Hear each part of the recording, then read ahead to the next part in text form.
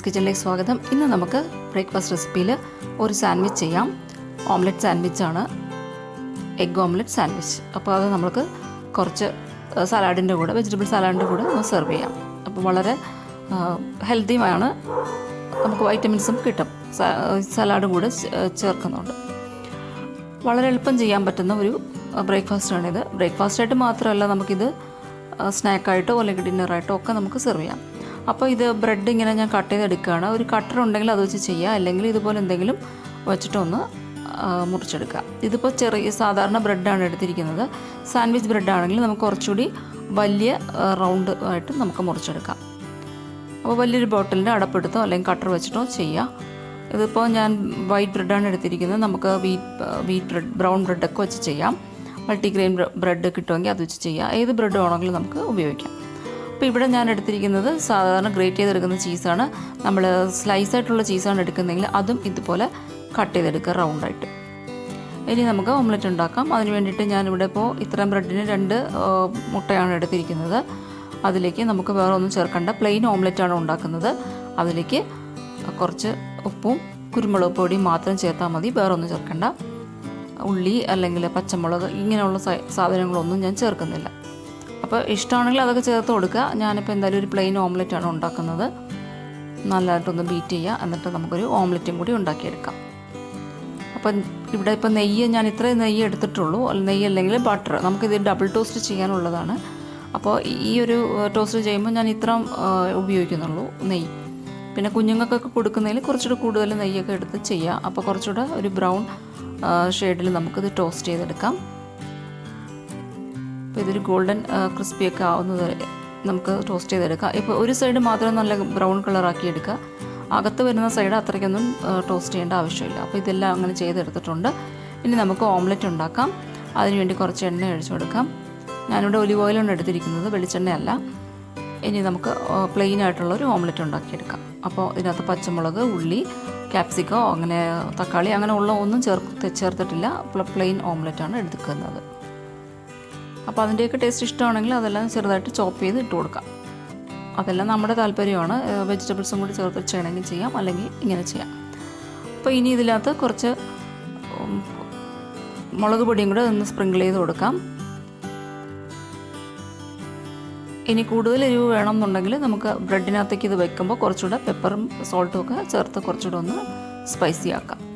അപ്പോൾ ഇത്രയും മതി. ഇനി ഇതിപ്പം ഞാനിപ്പോൾ ഒരു ഓംലെറ്റ് ഇങ്ങനെ അങ്ങ് ഫുള്ളായിട്ട് ചെയ്യുകയാണ്. കട്ടർ ഉണ്ടെങ്കിൽ നമുക്ക് ആ കട്ടർ ഈ തവയിൽ ഇങ്ങനെ വെച്ചിട്ട് എണ്ണയിൽ അതിൻ്റെ സൈഡൊക്കെ എണ്ണ പുരട്ടിയതിന് ശേഷം ഈ മുട്ട അതിനകത്ത് ഒഴിച്ചു കൊടുക്കാം. അങ്ങനെയും നമുക്ക് റൗണ്ടായിട്ട് തന്നെ അപ്പോൾ ഓംലെറ്റ് കിട്ടും.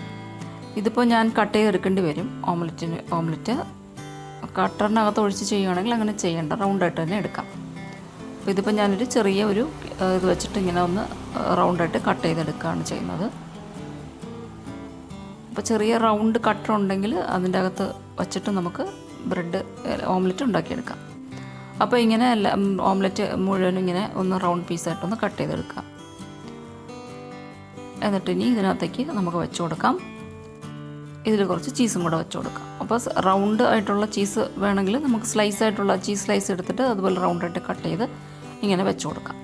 അപ്പോൾ ഇത്രയേ ഉള്ളൂ പരിപാടി. വളരെ എളുപ്പം ചെയ്യാൻ പറ്റുന്ന ഒരു ഡിഷാണ് ഈ ബ്രെഡ് ഓംലെറ്റ് സാൻഡ്വിച്ച്.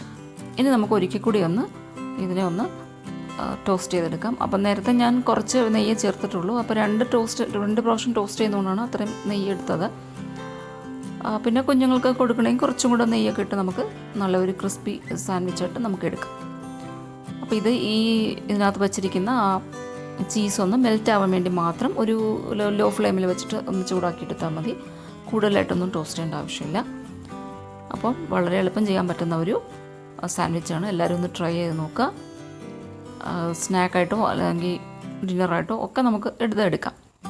അല്ലെങ്കിൽ 11 മണിക്ക് ഒരു ഇടനേരങ്ങളിൽ കഴിക്കാനുള്ള ഒരു ഫുഡായിട്ടൊക്കെ നമുക്കിത് എടുക്കാം. പിന്നെ എപ്പോഴും ചൂടായിട്ട് കഴിക്കുന്നതായിരിക്കും നല്ലത്. പാക്ക് ചെയ്യുന്നതിനേക്കാളും നല്ലത് ചൂടായിട്ട് തന്നെ കഴിക്കുന്നത്. ഓംലെറ്റൊക്കെ ചൂടായിട്ട് തന്നെ കഴിക്കുന്നതായിരിക്കും നല്ലത്. അപ്പോൾ എല്ലാവരും ഒന്ന് ട്രൈ ചെയ്ത് നോക്കുക. ചാനൽ സബ്സ്ക്രൈബ് ചെയ്തിട്ടില്ലെങ്കിൽ ചെയ്യുക. ബെല്ലൈക്കൺ പ്രസ് ചെയ്യാൻ മറക്കരുത്. ബെല്ലൈക്കൺ ഉണ്ടെങ്കിൽ നമുക്ക് അടുത്ത വീഡിയോസൊക്കെ പോസ്റ്റ് ചെയ്യുമ്പോൾ എല്ലാവർക്കും നോട്ടിഫിക്കേഷൻ വരുള്ളൂ. അപ്പോൾ ബെല്ലൈക്കൺ മറക്കാതെ പ്രസ് ചെയ്യുക. സപ്പോർട്ട് ചെയ്യുക. എല്ലാവർക്കും ഷെയർ ചെയ്ത് കൊടുക്കുക വീഡിയോസ്. ഞാനിപ്പോൾ ചെയ്യുന്നതെല്ലാം ബ്രേക്ക്ഫാസ്റ്റ് റെസിപ്പീസാണ്.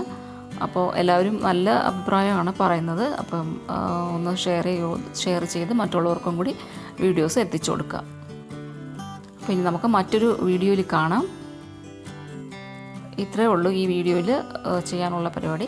അപ്പോൾ ഇനി നമുക്കിത് സെർവ് ചെയ്യാം. ഇനി നമുക്ക് കുറച്ച് വെജിറ്റബിൾസൊക്കെ കട്ട് ചെയ്ത് അതിൻ്റെ കൂടെ സെർവ് ചെയ്യാം. അല്ലെങ്കിൽ നമുക്ക് എന്തെങ്കിലും ജ്യൂസോ അല്ലെങ്കിൽ ചായയോ എന്തെങ്കിലും കൂടെ അങ്ങ് കഴിക്കാം. അപ്പോൾ എല്ലാവരും കാണുക, സപ്പോർട്ട് ചെയ്യാം. Thank you. Bye bye.